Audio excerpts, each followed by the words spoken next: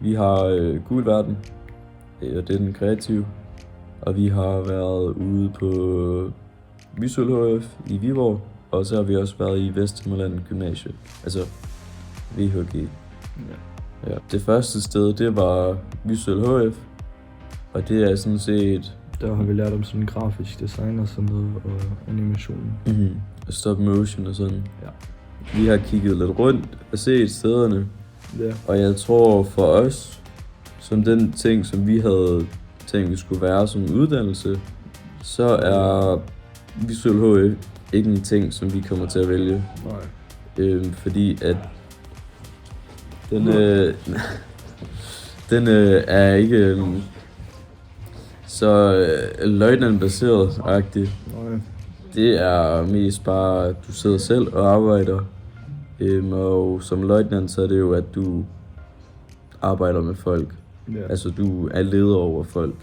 Så det kan vi ikke rigtig se, at sådan passer. Og så har vi så været på VHG. Ja. Det var med musik og... Og madlavning. Ja, musik og madlavning. Det lavede vi der. Ja. Så vi blev delt op i 2 hold. Og vil du fortælle lidt om, hvad vi skulle? Til musik, så i starten, så skulle vi stå i en lille cirkel, hvor det var, vi skulle lave samarbejdsøvelser, så det var, at vi alle sammen kunne komme i den samme rytme. Og det kan jo godt sådan hjælpe lidt med for eksempel løjtnantuddannelse, hvor der du skal være en leder og arbejde med flere folk og få dem til at tune ind sammen. Ja, og så lavede vi også mad. Og det passer ikke rigtigt til vores valg.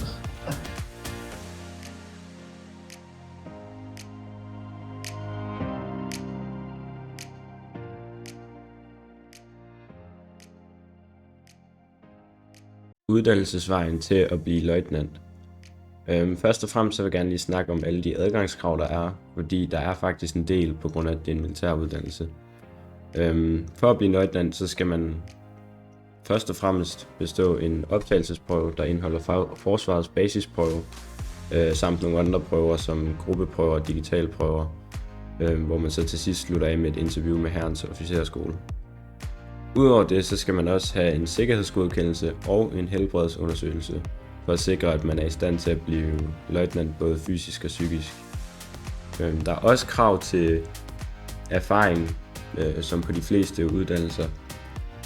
Og derfor så skal man enten have en gymnasiel uddannelse og have bestået sin studentereksamen, eller så kan man vælge at blive værnepligtig og så tage videre som befalingsmand i hæren i mindst 6 måneder, hvor man derefter kan komme ind på løjtnantuddannelsen. Selve uddannelsen var afhængigt af værn 1-2 år, og de 1-2 år består af 1 års uddannelse og 1 år, hvor man arbejder som delingsfører for ligesom at lære og i praksis at være løjtnant. Og hvis man har valgt at være befalingsmand i forvejen og tage den vej, så skal man faktisk kun have det 1 års uddannelse, fordi der har man allerede prøvet at være i militæret. Jamen, yes. Så jeg vil spørge, hvad udfordringer står man overfor som leder? Lige nu der står man rigtig meget over for alt, hvad der handler om medarbejdernes trivsel. Ja. Tænker jeg.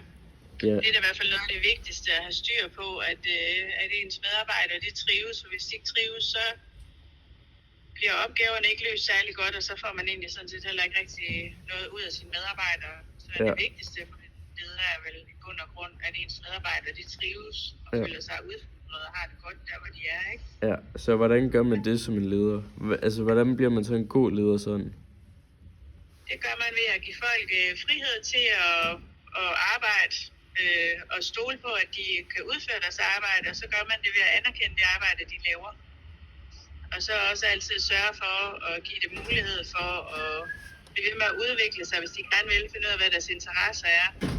Og blive ved med at give dem mulighed for at udfolde sig og blive udfordret, hvis det er det, de synes, der er interessant, ikke? Ja, okay. Så man ikke kommer til at kede sig i sit arbejde. Ja. For hurtigt lige at opsummere på vores problemstilling, så har vi lært fra vores interview med en leder, at det, der gør en person til en god leder, det er, at man anerkender dem under en, og at man giver sine medarbejdere plads til både at udvikle sig og blive udfordret på deres arbejde.